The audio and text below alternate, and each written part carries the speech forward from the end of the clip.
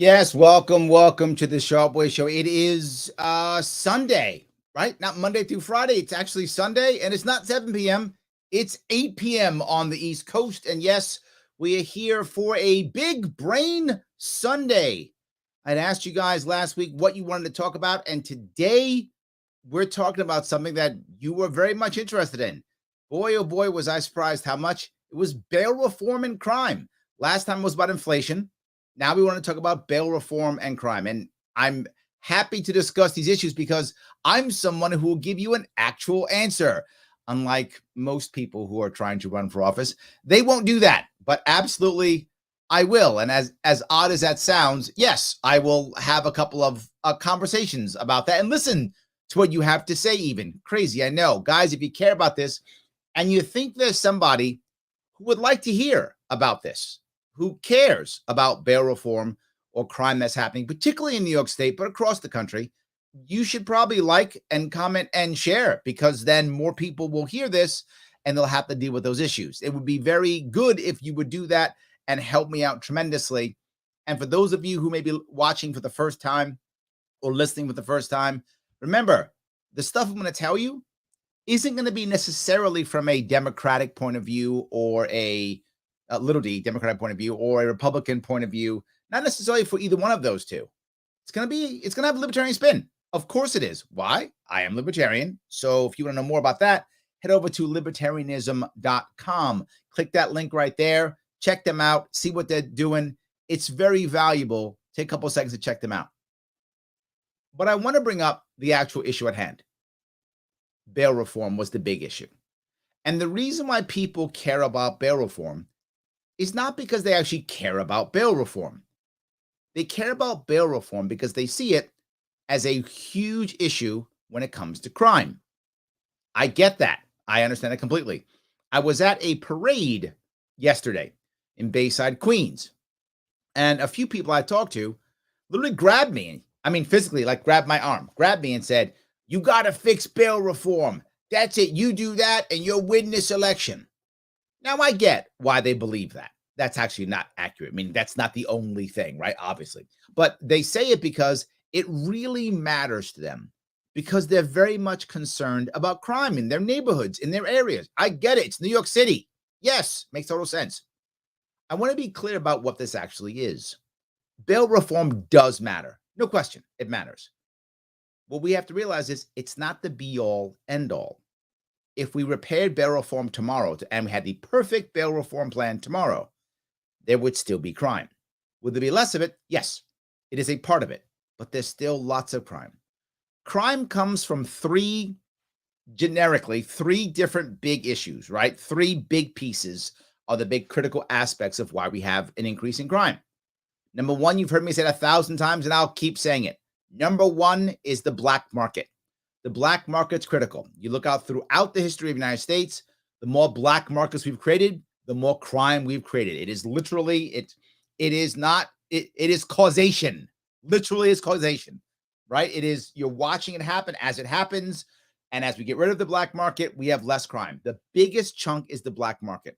And we always assume that black market, well, that's drugs, Larry. Not only drugs. It's anything that we decide to ban or control or suppress. Any of those things that government decides to step in and ban or control or suppress. The more government bans, controls, and suppresses, the more black market you have. Now, obviously, a big chunk of that is drugs. Clearly, yes. But I'll keep going. And I'm going to say something that might seem to make sense. We spent a lot of time dealing with our opioid crisis recently, right? Trying to fix this thing, right? And one of the things we did was we're going to punish the doctors because that'll get them, because they're prescribing too much, right? Even though the government set the system up to where they get money by prescribing, but that's fine. They're prescribing too much.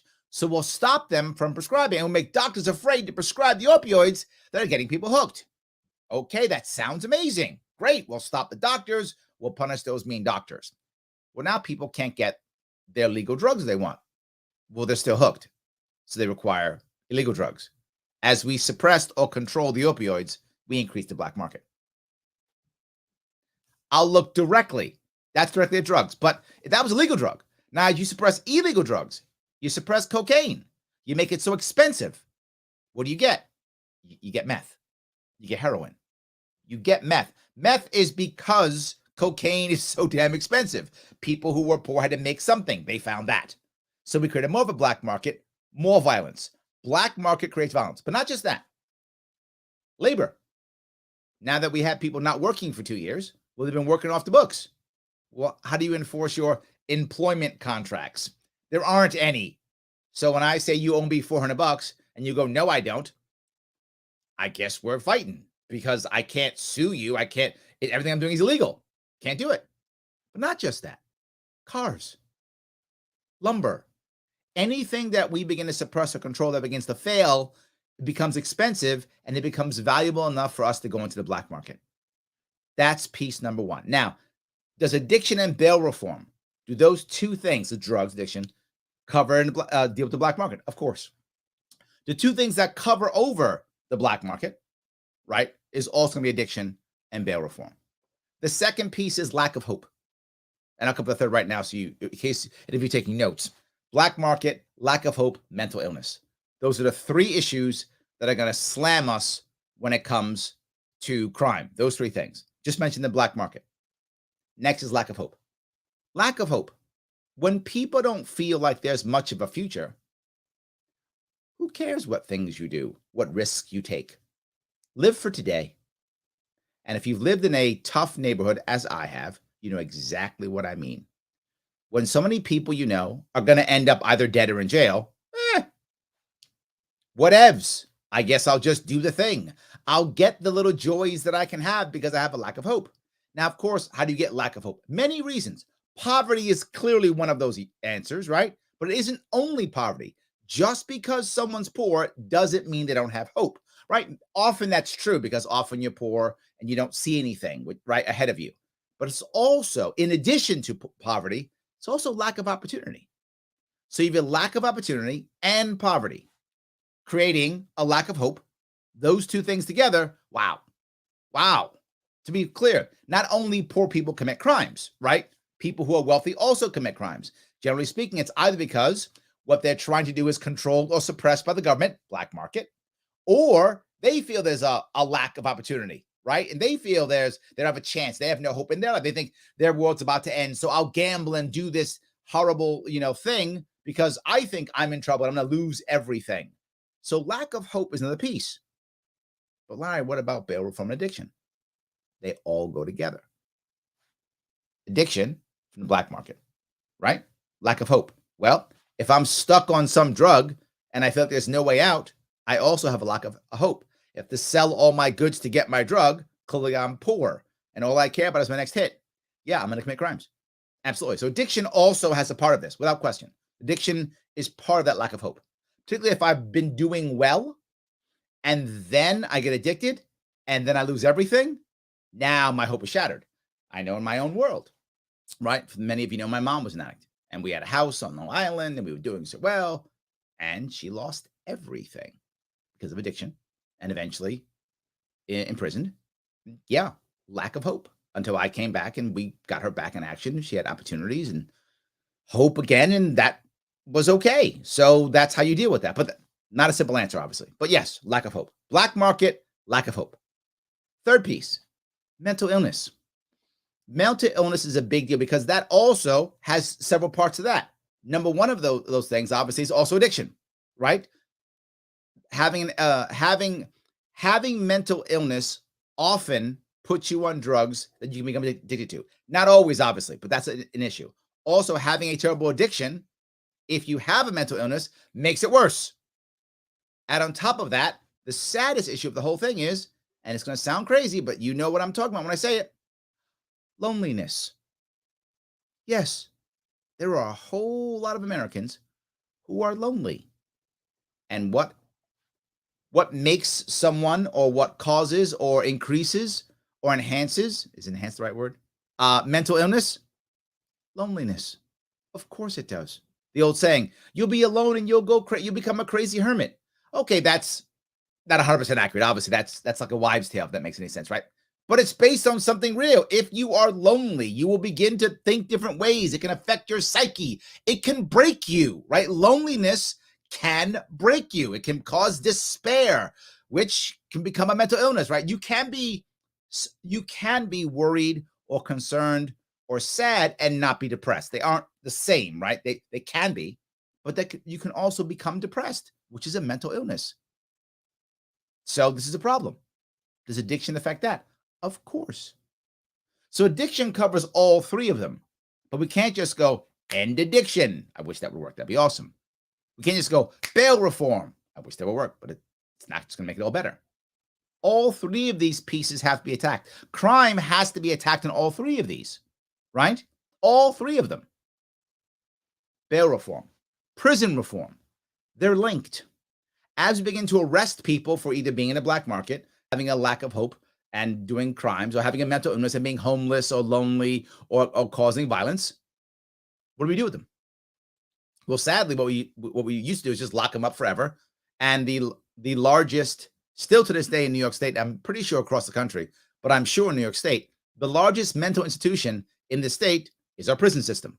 Not even close. It is the largest, hands down, nowhere near, nothing's even close. To the point where our governor, in her ultimate wisdom, said, I've got the answer. We'll make sure they get better drugs in jail. I'm not joking. That's literally part of her budget. This is how we'll fix mental illness in New York State. We'll give them better drugs in prison. Look it up if you think I'm crazy. That's what she's actually saying. Because even she recognizes that the largest mental institution, mental hospital facilities in New York State is the prison system. And we have corrections officers who are not trained to handle that, to be the people who control that, in the same area as people who are not mentally ill, some of them seriously violent. Many of them in prisons are seriously violent, not all of them in jails, but many of them in prisons are. That's what we have. That's our answer. So bail reform does matter. Prison reform does matter. Addiction does matter. But one of those things isn't the right answer. The problem is now I get someone who gets arrested. And you go, but the person's poor. So it's not fair that, they have to stay in jail where someone who isn't poor gets to go out. I get that logic. That feels right? Why should a poor person pay more in their time and their money and everything than a rich person? I get that logic. That seems to make total sense. Here's the problem. If you don't deal with one of those three, that poor person who committed a crime, are they mentally ill? If they are, you let them out. They're still mentally ill, right? If they're not mentally ill, but they lack hope, lack opportunity, and are poor, well, that's why they committed a crime in the first place. What are you going to do? Go commit a crime again. Well, if they're in the black market, right? One of the three things. They're in the black market. You let them back out. Awesome. They're in the black market, let them back out. And what are you going to do? Well, go back to the black market. So if you don't fix any of those three, does bail reform really work? Does prison reform work? Maybe if you can deal with those three things while they're in prison, not just give them better drugs. I mean, I guess that's a good thing, but that's definitely just a Band-Aid, if anything, right? So that's just not going to work. The bigger piece here is, this is not a one-size-fits-all answer. And that's the biggest piece I want to bring up here. It's not just one thing. There are many pieces we have to deal with to fix this. And why was there such a massive increase? Because the COVID lockdowns did everything, dealt with all of these three like there was no tomorrow. It was the perfect storm, and we're shocked. Why in the world would we have, why would we have all this crap? I don't know why. Well, let's see. Once we locked everybody down to destroy our supply chain, what happened? Well, black market exploded. A black market in everything. Black market ammunition, black market in labor, black market in drugs, black market in toilet paper, black market in food, black market in everything. Well, so we increased the black market tremendously. Piece one. Of course, government control or suppression, right? Or banning. Of course. Lack of hope. Oh my God, we destroyed people's opportunities. For 2 years, you had to stay home. Particularly young men. Now, why do young men matter? Because the vast majority, and I don't care if you think I'm sexist or whatever you might think I am, the vast majority of people who commit crimes are young men. It's Again, not even close. The vast majority of people who commit crimes, young men. So we locked everybody down so young men couldn't go to work. And then said, here's a black market for you to go to, and we'll wonder why they joined gangs. What? Sounds crazy. We literally begged them to, and they did. And those who didn't want to join gangs or do things like that, we said, no, you don't get any opportunity. No. Oh, you're a young person in college? Your college experience destroyed. You're a young person working a job. You can't go to work. Sorry, scratch that. You're a young person in high school. Nope, that's destroyed. Nope. You're a young person who's doing well in sports, and that's your way out. Nope, destroyed, gone. For 2 years, took that away. So can't go to work, can't go to school, can't grow your career. Why did these young men get into crime? I don't get it. I don't get it. Well, of course. Last mental illness. We told a bunch of young men to stay home. Be alone. What could go wrong? What could go wrong telling a bunch of young men with no purpose to stay home alone and stay online all day? What could go wrong? Everything could go wrong. We literally increased mental illness. And then we said, for those of you who are already having trouble with your mental health, you are having trouble with your mental health already, and you need help. You need either therapy or drugs or just support groups, whatever it is you need for your mental health. Oh, that's gone.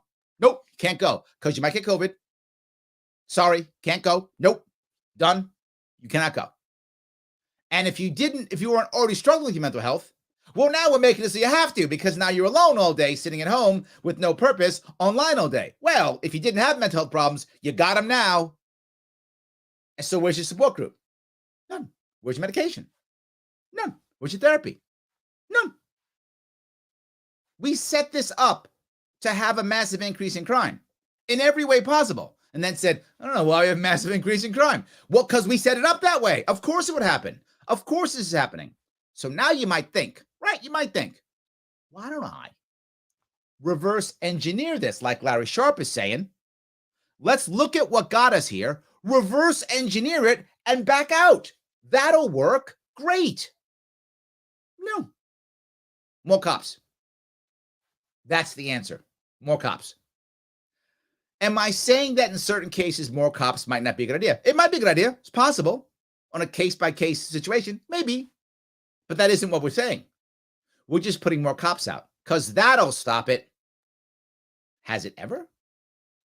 Has more cops just made anything better? No. What happens is always happens. When you put more cops on the street, poor people suffer. That's how it works. Poor people suffer because they always wind up going to the poor neighborhoods. That's how it works. And when you have more interaction with cops and poor people, you have more bad interactions. Again, this is just straight up math. Straight up math. And you go, but Larry, everyone's about bail reform. Here's the problem. Bail reform came out, and this is the worst thing, what I can't stand about what happened with bail reform. The bail reform bill was broken from the start. And I mentioned it literally 2 years ago. But again, and I was wrong on this. I really believed in my heart, and I said it, even though it's broken, I believe that as they saw how broken it was, because the legislature completely failed us on this one. They didn't negotiate it. They didn't go back and forth. Republicans had no power. Democrats said, we got all the power. We do what we want. And Cuomo didn't care. We just signed the bill. He didn't care. He was happy as he can be. Well, I run everything, so great. So it goes off. It's a broken bill, broken law. But I really believed that as judges saw this, they will begin to make rulings. And they would say, no, I'm going to ignore this law because it's wrong, and I'm going to do this. And then because of that, people would sue. It would go to be rulings. Superior courts would go, you know what? It should be this. It should be that. And they would make rulings on this law, and then it would be fixed in the courts.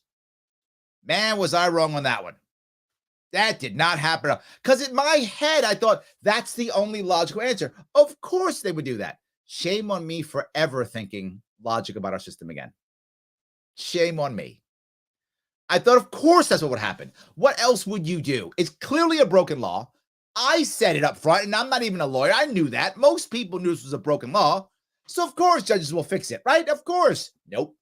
Nope. And I would argue judges knew that. And the judges didn't like the fact that they had absolutely no power in certain areas, and they purposefully jumped on board and let more people out when they knew they didn't have to. They knew what was right and wrong and did what was wrong and punished New Yorkers. Yes, I'm saying our judiciary here in New York State openly punished New York State residents because they hated bail reform and wouldn't take the time to fix it in the courts. That's what I'm saying. But Larry, they're stuck by the law. No, they're not. They decide things all the time. They go against laws all the time. Of course they do. Right? It's the same thing I said. You've heard me say it before about Gary Johnson. Well, I love Gary Johnson. One of the things he told me, he said when he was trying to find judges, when he was a governor of New Mexico, he'd ask him a question. He'd say, hey, what if there was a law that the New Mexico legislature passed that said if you were convicted of graffiti as a minor, 16, 17 years old, it's mandatory minimum. You must sentence the person to death. That's the law. If you're convicted of graffiti, you're 17 years old, the judge must, mandatory minimum, sentence to death. That's the law in front of you. You're the judge. In front of you, 17-year-old is convicted of graffiti. You have to sentence him. What do you do? And what Gary Johnson said was any answer other than sentence him to death was an effective answer. Whatever he said. I would try to find a loophole in the law, or I would resign, or I would, just say no and then fight it in the courts and appeal, whatever. Any answer that wasn't sentence a 17-year-old to death for graffiti was the appropriate answer. And my argument with the New York State judiciary is, why didn't they do the same thing? Why didn't they go, this guy has skipped out on bail 4 times every time he commits a crime. I'm holding him on bail. But against the law, I know, I'm holding him on bail. See you in courts. I'm not doing it. I'm not letting this guy back out to do crimes again. I guess I'll get appealed then, because I'm doing it. They didn't. And I will say again to our judges, shame on you. Why didn't you? Why didn't you? They didn't. So this bail reform never got fixed. And now it's during COVID, which is worse because now we're emptying out prisons, which is even worse. So we're emptying out prison because of COVID. So we let more and more people in the street in exactly the right time when the COVID lockdowns were creating the perfect storm. And we wonder why bail reform failed. And we wonder why we have horrible crime. I've just told you why. I've given you specific reasons on why this all happened. So you think we could reverse engineer it and fix it. No. More cops. It's embarrassing that that's true. It's sad that it's true. And look at what's happening. Democrats like, well, I don't know what to do. Now Democrats are gonna wind up coming up in a new budget. They're gonna want to repealing bail reform. Democrats are gonna repeal bail reform. So now, guess who's gonna get punished? The poor again. Democrats now punishing the poor. Republicans haven't even thought about it. Republicans just like, bail reform bad. Bail reform bad. Back the blue no matter what. That's the answer. This isn't about backing the blue. This is about the black market, lack of hope, and mental health. It's not about the cops. The cops aren't going to stop the black market because they have to enforce the laws that you put in front of them. The cops don't deal with lack of hope. That's not a cop thing. And the cops should be dealing with mental illness, mental health at all. This shouldn't be a cop thing. Republicans have made it a cop thing, and Democrats are just backing out. This is nothing but bad. And if we don't fix it this way, it's not going to get better. It's not going to get better. Larry, you're talking trash. I'm always talking trash. But let's start talking about those 3 things. Number 1, black market. You know what? No. Let's talk about bail reform. Yesterday, a woman grabbed me. A couple people did. And one of them grabbed me, looked around the ankle. You got to fix bail reform. I said, I have an answer. She goes, you do? What is it? I said, very simple. Focus bail reform on first-time offenders. Just do that. Focus on first-time offenders. It's the perfect Band-Aid. Larry, why first-time offenders? Because first-time offenders are the best chance of someone who's going to square their life away, right? You've been doing some stuff you probably shouldn't be doing. You get arrested. You realize, my God, this is the bottom. I got to change my life. That could be the thing. And many people, if you know someone who's had that happen to them, well, it's been you. You know what I'm talking about. Once you get booked, you spend your time in jail, and you get out, you're like, I'm never going back, ever. I'm done. I'm changing my life. Now, not everyone does it, obviously. But if you're a first-time offender, that's your chance to go, I'm done. I'm out. Never again. Never again. Now, if you're going to go back anyway, you're going to be a second, third-time offender. Happens all the time. Not just that. All the violence that we've seen from these people who got out from bail reform, Every one of them is not a first-time offender. They're all multiple offenders, all of them. So all those horrible things that we saw, well, if you're only focusing bail reform on first-time offenders, all those go away. So literally, focus bail reform on the first-time offender. Your first-time offender is a chance you just got swept up with a bunch of people. You were wrong place, wrong time. Focus on first-time offender. If there's 18 people on a corner and they're grabbing everybody, which they used to do all the time, I don't know if they still do it, they probably still do it anyway. When you were just going out getting some milk, well, they all got records. You don't. You get to go out. The rest of the guys stay in jail. You would just get milk. It's fine, right? Wrong place, wrong time. Happens all the time. Maybe the cops are wrong. Pick up the wrong guy. Thought his name was Jimmy Jones. His name was Jones Jimmy. Whatever. They screwed it up. Cops are human to make mistakes. Got the wrong guy. Whatever. So he gets to go out. First-time offender. Right? All those types of things. Maybe he just screwed up. You shouldn't have been hanging out with your boy. He's doing something stupid. And he convinced you to go along. You went along. That was stupid. First time. You learn your lesson. Don't do it again. Focus on first-time offenders, repairs bail reform, and then take this bill back and fix it. And then fix it. This can be fixed. And I'm telling you, if Kathy Hochul understood this, and she doesn't, our governor does not get this, you would simply make an executive order and nobody would fight it because it makes sense. You'd make an executive order and say, here's the Band-Aid. Now go back and fix this thing. It's first-time offenders. Now go back and fix it. Judges would not fight you. Republicans wouldn't fight. Democrats wouldn't fight. Like, fine, let's go fix it now. That's the Band-Aid. Executive order, first-time offenders. Now fix this monster. It's a disaster. Fix it. You could basically copy the New Jersey model. Whatever. It's fine. This can be repaired. Not doing it. Now black market. Stop suppressing, controlling, banning stuff. Let people work. Let people make things. Let people sell things. Let people give things to their friends and family. Stop suppressing, controlling so many things. It's just not required. It just isn't. We're making black markets in everything for no reason. Let people work, support the gig economy, let people be gig employees if they want to, let people have secondary jobs, stop all this licensing, change licensing from licensing, change the credentialing, let people work, stop forcing people to go to college, let people work and do what they want to do so they can get out there and start making more products and more services so less people want to be in the black market. Critical. Lack of hope. This is the worst part of New York State right now, believe it or not, is a lack of hope. Most people, and it's across the country too, but New York is a very good example of this. Most people are giving up. You see it. People pack up and leave the state. People don't bother voting. People think there's no hope, no way of changing anything. When you have that environment, who cares? Who cares? Let's start giving people opportunity and dealing with poverty. We can. There are ways of dealing with this. We're making it to where it's almost a culture of let me just wait and let somebody help me. And that's it. And if they don't help me, I'm going to pack up and leave, or I'll just take it because I deserve it, because I've been attacked, so I deserve it. So I'm going to go take stuff.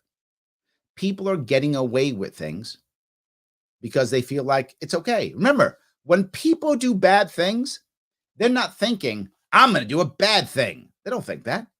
They think, I'm righteous in doing the bad thing because either this person owes me, or I was wronged, or I have no choice, whatever. They always validate their bad behavior. Our goal is to stop allowing them to validate their bad behavior.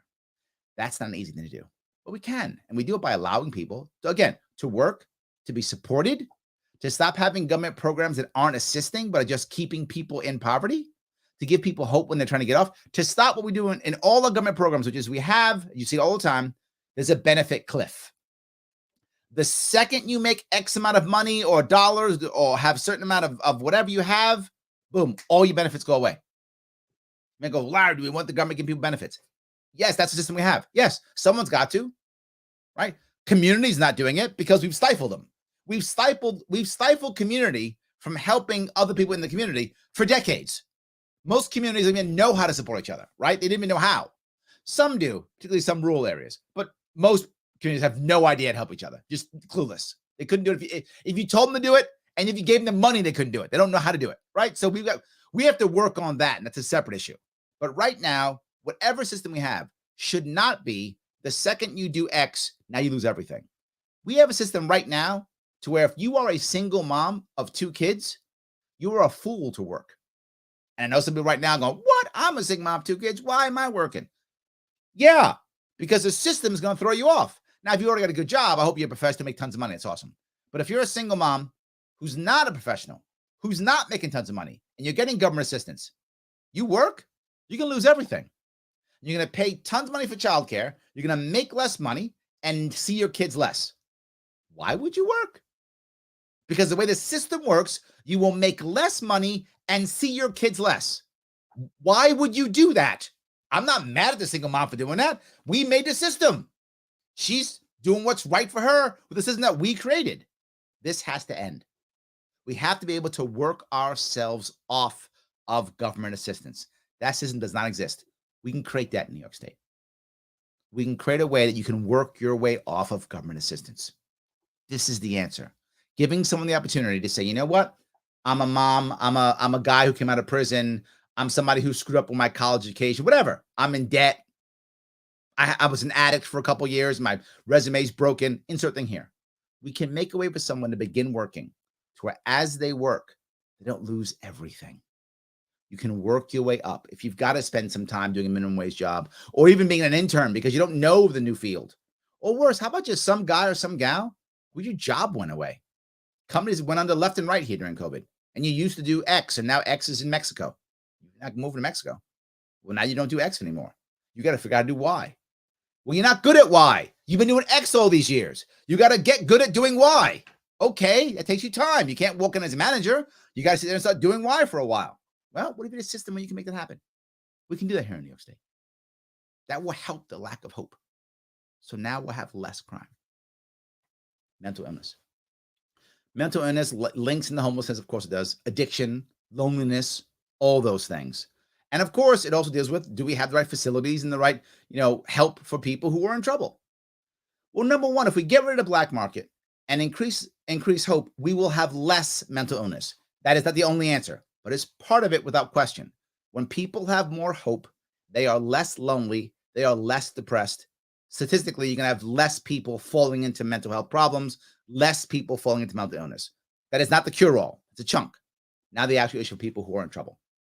Number one, I want to make sure that possession of a drug is not a crime.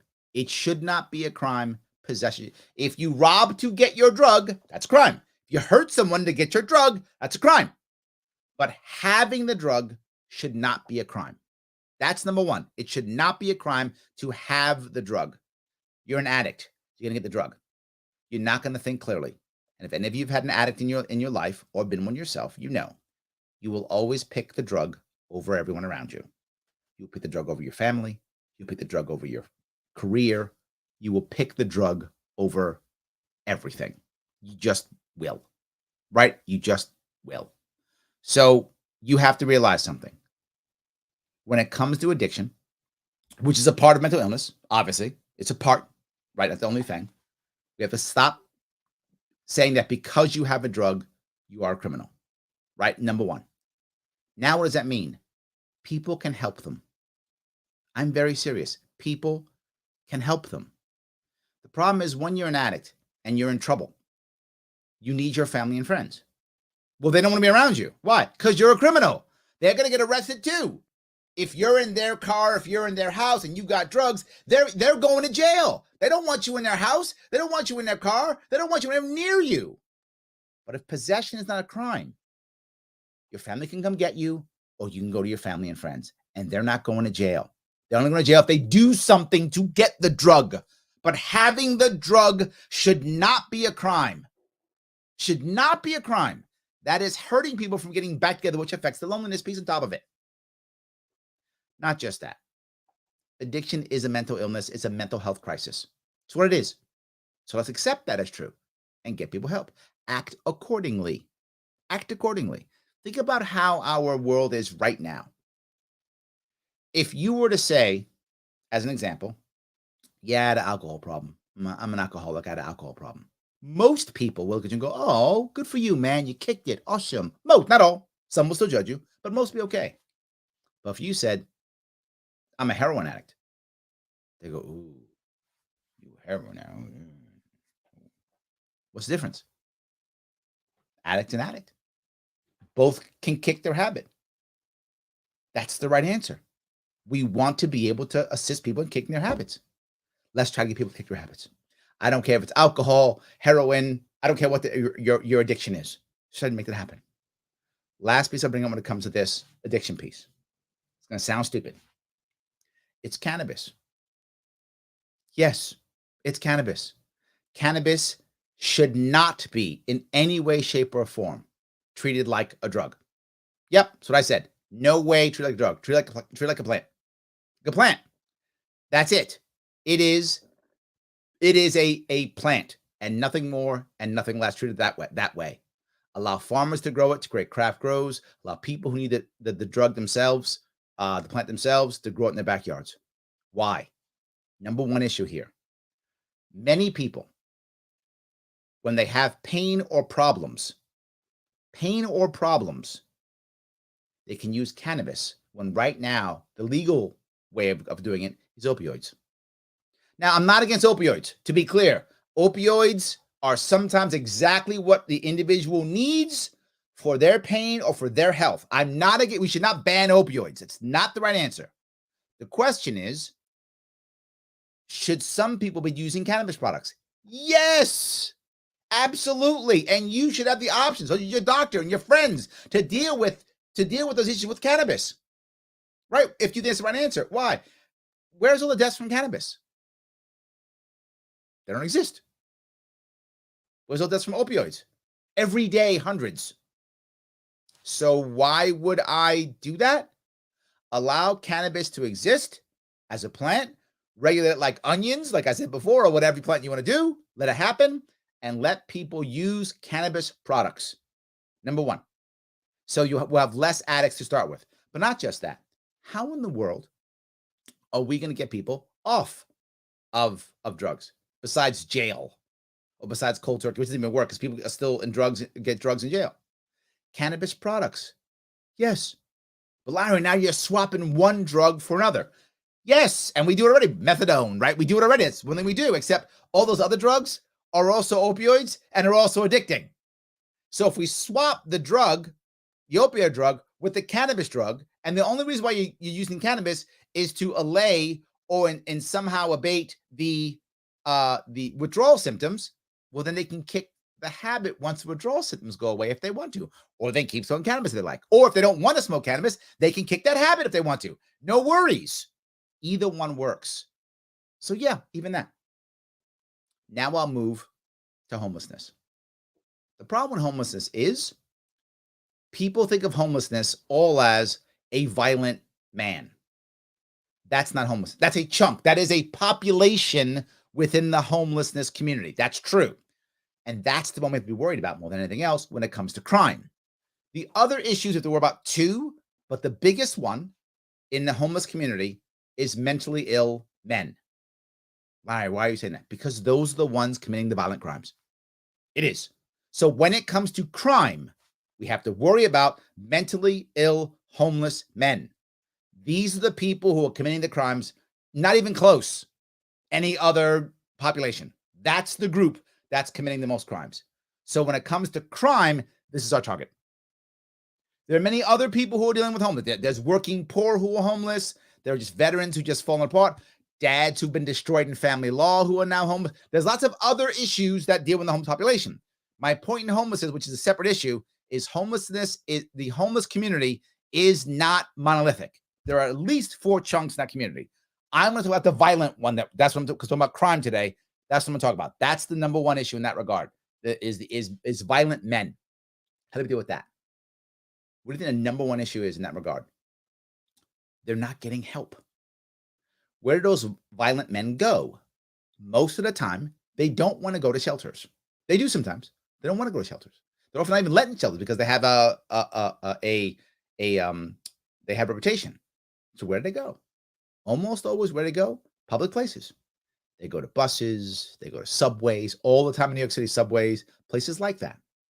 If we know where are and where they're going, why aren't we creating spaces for them to go to where they can get help? Seriously. Imagine the subways. You've been in New York City subways as an example. I just use subways as an example because I know them. Imagine a subway. Got 8 cars in the subway. Last car is the mental health car. I'm dead serious. Last car, mental health car. In that car is some form of security, as an example, but not just that. It's a place where people who are mentally ill and homeless can go to. They can sleep, maybe get some counseling, get some help, maybe get some psychedelic drugs if they require that. Have a doctor there. If they show up often, we actually could make it a system here where you could actually get Wi-Fi in our subways. How backward is that New York City, one of the oldest cities in the country, the finance center of our nation, doesn't have Wi-Fi in the subways? We should be ashamed of that. We should fix that. And if there was actually Wi-Fi in the subways, well, then you could just go in. What's your name? Check who you are. You can actually get serviced right there. Well, Larry, that sounds expensive. It is. But you know already, I'm not going to have taxpayers pay for that. You know me. Come on now. That's not how it's going to work. But imagine if all those people who are talking about helping the homeless and helping the homeless vets and helping the homeless this and all those things, what if I gave them the place to go? Backed by a couple of New York City cops or subway cops for office security to be there. You can go there. Service your patients. Last call the subway. Yeah. This way, you don't have to have the cops coming in and throwing out all the homeless out of the subway in the cold. You shove them all to the back of the train. That may sound bad. I get how that sounds. But what's the alternative? Throw them out in the cold? We're doing that now. Beating them up? We're doing that now. Put them in jail? We're doing that now. Or letting them kill people in a subway? Doing that now too. All of those are bad. Shoving them to the back of the train, where there's going to be help for them, way better. Way better. Where they will feel safe, we will feel safe, and the people who want to help them can go there. Imagine if that was the norm. Imagine if that was the norm. Then get help. They know where to go and stay warm and stay safe and maybe just get some sleep. Not a bad deal. Not just that. You really want to help the homeless? Have a place where they can literally take a shower and change their clothes. You might go, Larry, that sounds nuts. Nope, that was already happening. Under the Bloomberg administration here in New York City, he stopped it because there were issues with parking permits and stuff and safety on the streets or something like that. I forgot the rule, but this was done nonprofit. Drive by, place where they can go, homeless could go, shower, change their clothes. Real tough. If you're someone who's homeless and you're deciding it's time for me to go see my family and try to get my life together. How are you going to go there when you haven't showered in 3 weeks? You don't have any clean clothes? How are you going to feel like you can join society again when you smell because you haven't showered in a month and a half? You physically reek because you haven't showered in a month and a half. How you can do that? You can't. What if you actually get a job interview? How are you going to show up when you can't shower? I'm not joking here. This is a normal thing that regular people, that people who are watching this probably take for granted. I can go shower if I want to. Yes, I can change my clothes. Yeah, you're homeless? Not so easy. Those two things. Letting people feel like they can reintegrate, giving them opportunity to reintegrate, and then servicing them in a place where they can feel safe. You don't have to spend one extra taxpayer dollar for this. Not one. You can sponsor all of it, and there are people who want to do it already. You do those 3 things and watch how crime goes down. Without having to even add extra cops. Leave the cops where they are. Leave the cops alone. Leave the cops alone. Just do this. Watch how it will go down and be better. It's a long-term solution. I know I touched a lot. I spent 40 minutes on this. I know, because this is not a simple system. It is not a simple answer. It is a detailed answer for a bunch of questions that are all linked together and why this crime wave has hit our country and particularly our city in New York City and particularly our state, even upstate in most of our cities too. It can be dealt with. It's just not easy. And yelling back the blue or yelling defund the police, that's not going to fix it. More cops or end bail reform, that's not going to fix it. What I just said will actually fix it. Guys, let me grab some of your comments and questions. I appreciate it. A lot of guys, you gave me a bunch of comments. I hope what I said made sense at least. At least I hope it was clear what I was trying to get at. And if you thought that, then do me a favor, like, comment, and share. I know I say it because it matters. You have to do it if you want us to grow. Please do that. And of course, at my sponsor here, libertarianism.com, click that link in the description. Go there. See what libertarianism is about. What you hear me saying isn't cruel. What you hear me saying is about making people happy. That's what libertarianism is actually about. It's not about freedom and liberty. I mean, that's the way to get there. But we're looking for happiness. People being happy, right? Happy people don't commit crimes, right? Well, there's an exception. There's one piece of crime that I didn't even talk about, which was crimes of passion. But I can't really control that. Unless we're happier, then we have less of those.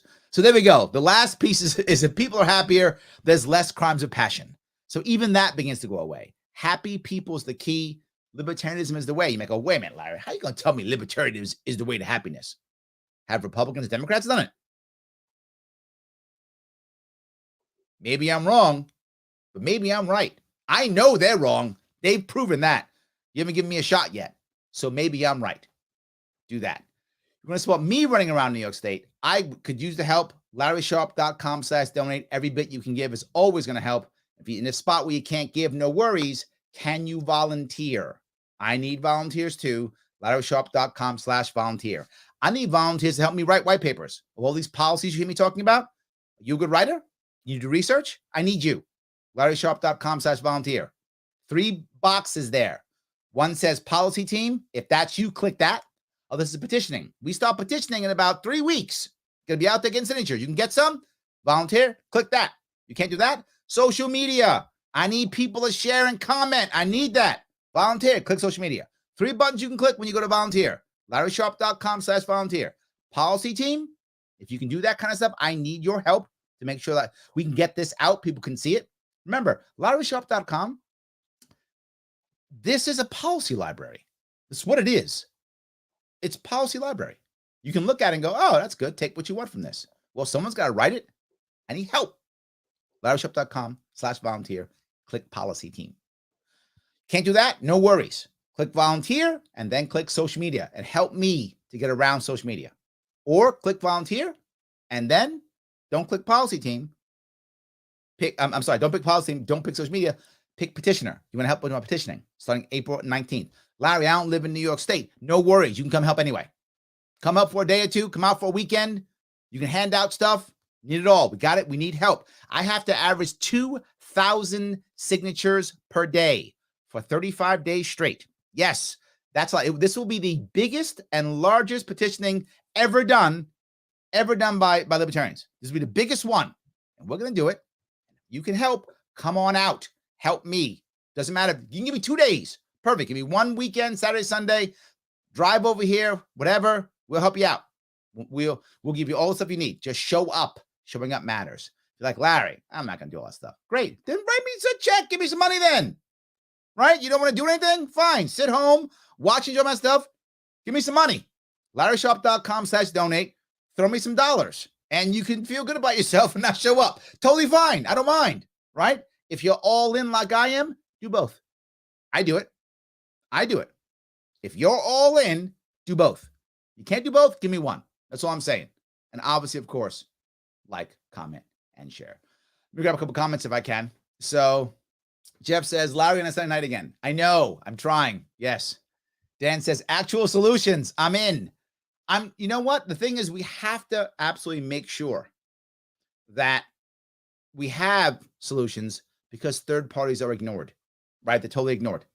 100%. If we don't have actual answers, they're ignored. So yes. Joe says, Larry, is your campaign going to reimburse me for all my campaign cards I'm handing out to New York voters with your name on the back of them to look you up? I love that. Send me a list and see what I can do. I love it, Joe. Thank you. Don't stop, brother. Don't stop. Yes, absolutely. Josh says, when Larry becomes governor, I'd consider something I never have in my over 40 years of life. Relocating to New York. It's a beautiful state. Brother, you are totally correct.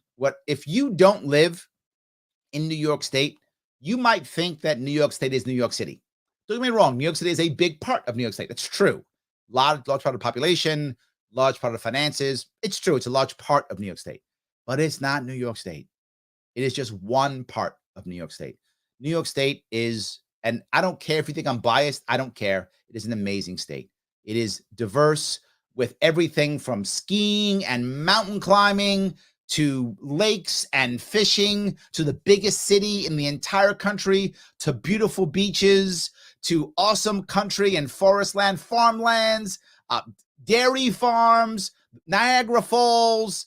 I'm baseball, football, hockey, soccer, you name it, we got everything. The classical music, concerts, whatever you like, New York State's got. Guaranteed. Guaranteed. The state is awesome and amazing. The government is garbage. The government is what's destroying us. The government is so oppressive, it breaks up families and destroys us. So the state's awesome. Government's garbage. You're totally right, Josh. Totally right. Yes. So, all righty. Anthony says, love you, Larry. The more you share, the more I respect and appreciate your journey. Thank you, Anthony. I hope you're joining me on this. I appreciate it. Yes, absolutely. So let me grab a couple more. Fish smell. No, that's good or bad. I never stayed home after a couple of weeks. I don't know. Too poor not to work. Thank you, my friend, for saying that. A lot of people were exactly that. They had to go out and work. And what happens when we do these things? When government begins to control, suppress, ban, they punish the poor. Usually, they punish poor women more than anybody else. Usually, poor. Usually poor women. Almost always. So, yeah, you're absolutely right. Punishes more. John says, young black men, you need only a young girlfriend. I'm sure there are many black men who would say that, but that may not be the only answer. But the point is well taken. I get where you're going with it, right? But the issue is you need a reason. You need a purpose, right? And very often a relationship is a purpose. Not always, obviously, right? Romantic relationships can be very powerful, but you need a purpose. A romantic relationship is absolutely one of them. But it could be a job. It could be an elderly parent you're taking care of. It could be a child you care about. It could be anything, right? Could be a new career, could be a nonprofit you care about, right? You want a purpose. You want a reason to go out and do things. And that might be a girlfriend or a boyfriend. Sure, it could be that. So I get your point. I'm just saying it's not only that, obviously. Not only that. So yes. All right. 99 Rising says, hey, Larry, off topic, but how do you feel about right to repair? You know I love right to repair. I was on Rossman's show. You know of course, right? There's an answer for right to repair too. And you create a very simple rule in the market. And that is either you buy the product or you rent the product. Now that is more radical than you might think. What does that mean? So did I buy the phone? Did I rent the phone? Well, Larry, there's software on it. Great. Did I buy it or did I rent it? Well, you're buying it, but no. There's no buying it, but That's not how that works. Am I buying it or am I renting it? Well, no, you're actually renting it. Great. Then you fix it. That's how that works. You fix it. You can't have my machine break down and I'm renting it, but then you don't fix it. No. If I'm renting your machine, then it breaks down, you fix it and quickly, or you've broken the rental agreement and we got a problem. So the way you fix that is actually grossly simple. Done. Are you buying it or renting it? Once you create that forced paradigm, you will watch the market shift and adjust. But that's the playing field you have to create. You'll watch the rest of the market adjust and find the right answers for that. Yes. All right. Anthony says, you can't argue any one of what you just stated for bail reform, sir. Thank you. Oh, thank you. I appreciate that. Yes. All right. Paul says, I genuinely am not saying this to be mean, but a debate between you and Queen Kathy would be so intellectually imbalanced. It would be embarrassing. Kathy would not understand half of what you're saying. You have to explain your ideas to her just so you can respond. Sadly, Paul, you are correct. Say what you will about our former governor, our former king, Cuomo II, which I have said many negative things about him. He was smart. He did many, many smart things. He was smart. He was also cruel, selfish, mean, and smart. All of those things. So yeah, look at him now. He's a chance of coming back to be governor again. You can't say the guy's not smart. He's smart. That's not a description that I would use with our current governor. Many things I would describe her, but I wouldn't use that one. I think you're right. Yes, absolutely. James says, hope and purpose create happiness. Yes. Oh my God. Yes. Thank you. Absolutely. Yes. 100%. Josh says, Larry cares and actually has solutions more than any candidates on our ballots. Oh, thank you. I'm glad you put the forward party to actually make change and break the duopoly. Yes, some people were unhappy with me trying to get other parties like Forward and Unite. I get it. Larry, you got to be more pure libertarian. I hope you see that all my ideas are still libertarian. I just realize we're fighting a giant empire. And to break it, you need allies. And Forward Party is prepared to be my ally. Unite, I hope, is prepared to be my ally. So let's move forward with that. Yes. So, all right. Let's see here. Paula says, I hope young men at risk in New York hear your message, even if they can't vote. I hope so. I'm with you. I hope so. Yes, absolutely. It is. Yes, they have to. Otherwise, we're in trouble. Yes. Real Name Hidden says, getting ready to leave New York because I hate it here on Long Island. Never Hochul. I'm not upset I'm not upset with you about it. I'm upset that it's happening, right? We've made New York and particularly Long Island such a problem. Yeah, I get why people are leaving. I don't want you to leave, but I understand why. We have to fix it. That's it. Yes. Johnson continues, I was initially apprehensive in considering the Forward Party, but we're seeing how they are building alliances and finding common goals to defeat the establishment has me optimistic. I agree. Right. Look, what we all realize is if we don't get a third party moving, there is no future. Right. We all agree with that. Of course, I want the Libertarian Party. I'm obviously biased, right? Clearly I am. But I would take any third party to open up that door. I think I'm the one who can break the hole. I broke it before 4 years ago. I'll break a bigger hole this time. And now more people pour through that hole and they can't fix it. When I break a hole in a wall this time, it will be massive and more people will charge through. Some people will charge through that hole and that wall. They can't build the wall again. That's the hope. So yes. So, all right. Let's see here. Devin says, preach, Larry. Thank you. Chad says, amen. Yes, I guess I'm doing something good. I like that. Yes. Chad continues, I was pleasantly surprised by his guest the other day. Yeah, I tried to be the bridge builder that I say I am. I tried to act. Right? I tried to walk the walk, not just talk the talk. And I hope it was a good conversation. So yes. Lucky says, meth addict here. You're not the only one that I know. Lucky, not the only one. And it's not easy. It's not easy. I remember I know people who would watch TV or a movie or something, and they would see drug use in the TV show or the movie. And they would say things to me like, man, I can smell it. Like they could see it and they could smell it. Yeah, absolutely. So Alvin says, so many great ideas. Thank you. I am trying my best to create things that matter. Yes. Jason says, teach homeless survival methods. Oh, I love that. The reality of it is many of the homeless people have created their own methods of survival, right? Many of them have. Some have, but many actually have. And they do teach each other in a way. But you're right. I mean, now someone might push back and go, Larry, if you're teaching them how to survive, being homeless, does that make them, not want to stay homeless? Here's what most people don't understand about the homeless population. Once they're homeless for several years, many of them don't want to not be homeless. I'm not joking. Many of them are like, this is my life. They feel more comfortable there than going back into the world. So our job, I agree with you. We should teach them so they don't die, right? That's important. And we should make it easier for them to reintegrate. It's not easy. How do you reintegrate after you've been 3, 4, 5 years on the street? How do you reintegrate? It's not an easy thing to do. We act like, well, just give them a home. That isn't the only answer, right? I mean, in reality, we should be building them homes, right?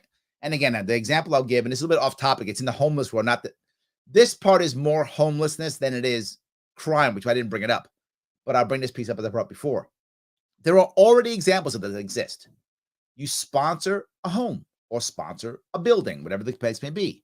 They're small apartments, like 1 bedroom or studios. And you might go, well, don't they want bigger homes? Most people who are in the homeless population who've been there for a while actually don't. They're accustomed to smaller areas. If you give them larger homes, they actually sit in one area because they're accustomed to it. They've been used to it for so long. So giving them like a studio or 1 bedroom is often a good idea for them, right? They go there and they can stay there. And you try to do it by specific population like veterans, single mothers, um, addicts, whatever, to keep them in the same area, right? So that now within the bottom or basement or sometimes the roof of this, depending on where you're going, the help they require is there for them on staff. It's a building that has security, right? And then there's people there to help them with whatever their issues or concerns are. They're a single mom, maybe there's daycare, right? If they're addicts, maybe there's maybe there's cannabis products to assist them in their withdrawal system, maybe there's therapists, whatever, all that stuff is there. That's sponsored literally by a corporation that's sponsored, and they take credit for it, saying, hey, this is whatever, 3M House, or this is, we heard Ronald McDonald House, right? It is whatever house. They sponsor it. And how it works is the person agrees, whoever the person is, that they will pay 1/3 of whatever their income is. They make no money, it's zero. They make $100, $33. It's 1/3 of their income is what they pay for their rent. It's whatever they pay. They pay rent, but it's 1/3 of their income. So at one point, if we get them up and running to where they do well, they start making a lot of income. It doesn't make sense to pay, right? If you're making $30,000 a year, $60,000 a year, you're going to pay $20,000 a year to have a studio apartment in the Bronx? You're not. You move out on your own. So you move out when you're ready to move out. The funny part is when they tried this, very often people stay longer on purpose. And the reason why I say longer is they want to help those who are moving in. So you find some people are paying crazy rent for what they're getting, but what they actually want is to stay and help others. So they actually want them staying longer than they should stay so they can help the others also move up. That winds up happening. So I think you do want to create those other environments. Again, that will actually help solve problems, create communities, which we need communities without increasing the tax burden. Tax burden already is just too much. So yes. Jason says, guess my question is, do homeless people have mental problems due to being homeless, or are they homeless because of mental issues? It's a combo, meaning that many people become homeless because of mental issues. That's true. If you consider addiction a mental issue, way true. Addiction is one of the biggest reasons why someone's homeless, but not the biggest, but one of the biggest reasons why someone's homeless. But also being alone. That loneliness makes mental illness worse, ruins your mental health, right? We are humans. We're not supposed to be alone. Loneliness is devastating. Stress is devastating. Absolutely. So it's a combination. Absolutely. So yeah. Red Vapes says, why do only libertarian plans make sense? Every Democratic policy sounds like it's going to screw over America. Every Republican outside of energy independence is just to make new laws. Because they don't have to be. This is my point on why. Third parties are so important and why they matter. Right now, I would ask you, go to anybody running for office who's not a third party, any Republican, any Democrat, and look for policies. You won't find it in their website. You won't find it in anything. You'll find ideology. You'll find tons of ideology and rhetoric. You won't find an actual policy, a white paper. It's a joke. They don't do that anymore. They haven't done that since the 2000s. They've done it in 20 years. Why? You don't have to. If you're a Democrat, all you say is, Republicans bad. I'll save you from the evil Republicans. If you're a Republican, Democrats bad. I'll save you from the evil Democrats. That's it. That's your policy. We're in a place right now to where our win is the other person loses. That's the win. If my life is better, whatever. I don't care. My life's better as long as they lose. Now I win. If you're third party, which libertarians are the biggest and most powerful third party. That doesn't say much because we aren't that powerful, but that's how weak third parties are. Of the third parties, which aren't that powerful, Libertarian Party is clearly the most powerful of all of them. So biggest fish in the smallest pond, I guess. But yes, but that's true. So of course our policies make the most sense because we're trying to get people to notice us. I spend all my time creating, you see, I create policies all the time. I've had so many questions and interviews and everything. Have you ever seen me not have an answer, an actual policy answer for questions someone asked me? I don't think I've ever not had one because that's all I do. It's how it works. We have to do this to make any sense. Now, my point, why it's so important? Because without us, they just keep going other guy bad. With us, they must address policies, right? To Paula's point earlier, if I debate Hochul, if the Republican debates Hochul, all they're going to do is yell out, you're bad. No, you're bad. No, you're worse than me. No, you're worse than me. No, you're a socialist. No, you love Trump. That's all they're going to say. That can solve anything. Debate me, I'm going to say, why aren't we doing X, Y, and Z? And she'll go, I work hard in Buffalo or whatever she'll say. She won't be able to actually answer. And that's an issue. So yes, thank you for that. Yeah. All right. Tom says, Larry's been talking about this for over a year and a half. He's consistent. That's true. Yes. Absolutely. Yes. 100%. Yes. All right. Sarah says, absolutely makes sense. Might make too much sense for us to actually put into action. Thank you for continuing to keep this dialogue going. Eventually, Sarah, they got to hear us. That's my point, right? Why am I sitting here asking you to listen to me, to share this content, to like the content, to comment? Why am I asking you to volunteer and donate? Why would I be doing this? Because I'm bored? Nope. I have a family and friends like all of you. You all got family and friends. Me too. I could be doing whatever. I could be watching Netflix or whatever the cool thing is. I could be doing that too. I'm doing this so much because I really believe that if enough people see me, if enough people hear me, they'll have to pay attention. Clearly, I hope I win this thing. Of course I do. And those of you who see me run, you know I run a campaign to win. I run it to win. If lightning strikes, I'm ready. I can guarantee you I will have chief of staff. I will have policy. I will be able to run a government if I win this thing. And that's what I'm running for. The reality of it is I have to hope that some of these other people make big mistakes. Someone today in one of my posts said, never vote for you. You can't win. Never vote for Democrats, ever. You can't win and never vote for Democrats. Got to vote Republican. Some guy wrote that on one of my pages today. And I thought to myself, that person is so naive. They think that them as a hardcore Republican, never vote Democrat. That Democrats don't think the same way about him. Democrats think the same way about Republicans, right? As Republicans in this state go, I'd never vote for them evil Democrats. Democrats say, I'll never vote for those evil Republicans.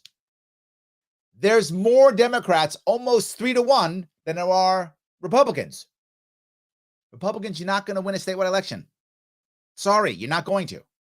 What's going to win is a coalition against the establishment. That's what I said would work. That's what I'm building on now. If Kathy Hochul makes a big mistake and those Democrats are tired of her, then I'll vote Republican.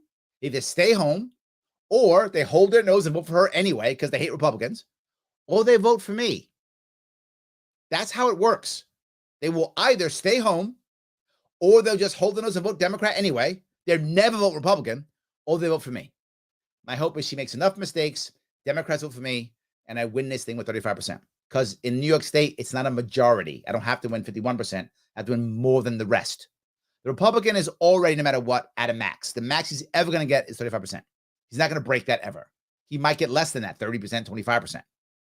Right? So he's already capped. I'm the one who's not capped. I have a chance of getting a whole lot more. So I hope I win this, obviously. But no matter what, if they hear me, it matters. So yes. John says, Larry, can registered Ds and Rs sign petitions? Yes. To sign the petition, you must be a registered voter in New York State. That's all that matters. You can be a no party. You can be a D and R. Does not matter. You must be a registered voter in New York State. That's all. That's it. And to witness it, you must be a registered voter in New York State. But to hand out, you can be anybody from any place. As long as you're just handing out, you can hand out whatever you want. Witnessing must be a New York State a resident. Or New York State resident, or I think also you can be a notary public. I think that's correct. But signing, you must be a registered voter. Yes. I'm sorry, resident. Thank you. Yes. So yeah, there we go. Steve says we need more people like Larry who care and aren't part of the entitled group of incompetent politicians on the left and right. I agree. Yes. Trevor says I've never been to New York City, but I love the Adirondack Mountains. They are amazing. 100%. You're right. Yes. 100%. Joel says Lee Zeldin's website says Kathy Hochul was bad. Andrew Cuomo was bad. That's his platform. That's accurate. My point. Exactly. Yes. So Joe says we need more Larry Sharpe spreading his solutions across the country. I'm trying, Joe. I'm trying. Absolutely. What's right to repair? Right to repair is the idea that if you own something, you can repair it. And that seems weird. But in the case particularly of software, many people will tell you, well, I own the thing. Well, it's broken. I want to fix it. They go, no, you can't because we own the software. But I own the thing. Yes, but you can't fix it. You have to go through us to fix it. You can't fix it. You must go through them to fix it. And it's not only software, but that's the most common thing. The other part is, well, I own this. I want to fix the motherboard, or I want to fix the shield on it, the glass on it. No, you have to go to us to do it. You can't fix it yourself. You can't buy the product and fix it yourself. You can't. It's against their rules. And all of a sudden now they say it's no good anymore. So that's what right to repair is. Hope that was clear. A guy who talks about all the time, go to Louis Rossmann, Rossmann. I was on his show once. He's got a big YouTube page, talks about it constantly. It is a big deal. Yes. All right, I'm just going to grab this here. Eric says, I love that you are reaching out to other parties and willing to find alliances. We need all the help we can get. Yes, yes, and yes. David says, this election is too important to let Demo-Publicans continue to do what they're doing. I agree completely. Yes. Luther says, hi, Larry. I plan to leave the Democratic Party for the Libertarian Party later this year. Oh, good. And you were the inspiration. Yes, I'm winning. That and John Taylor Gatto. Is it Gatto? Gatto. If I had done that earlier, I would probably reach an area of Rochester that is purple in nature running for assembly. Oh, I love that. Hey, soon. Absolutely. Yes. I love that. So, all right. Raina says, I'm very excited to see you live for the first time. You've surely earned a supporter here. Thank you, Raina. I appreciate that. Yes. Thank you. Jose says, sure hope you win, Larry. Thank you. I appreciate that. Yes.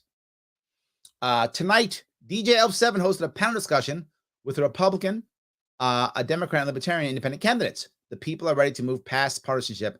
That is nothing for them. Ooh, I'm so happy. Yes, awesome. Good. Absolutely. So, all right. Guys, let me, if I can. Oh, okay, hold on. He says you don't even have to be a registered voter to sign a petition in New York. I think you have to be a registered voter, maybe. I've actually forgotten now. There's a difference between someone who lives here and registered voter. I've actually forgot which one. But I know, yeah, to witness, you have to be a registered voter. To witness, I remember. Yes. So, guys, I want to ask again. Oh, wait a minute. Hope you join next weekend when we address the increasing wealth gap. Let me see what I can. I'll try to join if I can. 4 p.m. ET. Thank you. Yes, I'll try to. Guys, as I always ask you, please like, comment, and share. If it made sense to you, please do so. And of course, also, libertarianism.com. What am I talking about? Libertarianism right here. Head over to libertarianism.com. Click that link. Check out some of those videos. If you like the merch, there's merch there too. You can buy the merch if you want to. If you don't want to buy it, take the classes. You get points. You can then get the merch with the points. It's free.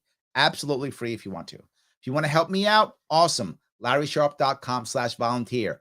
3 different places you could connect. Policy team, social media, petitioning. I need all 3. Whatever you can do. If you go, Larry, I don't have time for you. Okay, great. Throw me some money then. Donate. LarrySharpe.com/donate. Whatever you can give is awesome. If you can give monthly, even better. That's awesome. I'm going out of my way to be doing this full time for the next 6-9 months, whatever it is now. I'm gonna be doing it for this time. If you could throw some my way for the next 8 months or so, life would be good if you could do that. If you can't, give me whatever you can give is awesome. Help me out so I can move forward. And of course, volunteer if you can. It's all good. Last piece is always, please like, comment, and share. It does matter. It absolutely is important that we do this. Guys, thank you so much for tonight. I hope it was an interesting Big Brain Sunday. I will see you all tomorrow.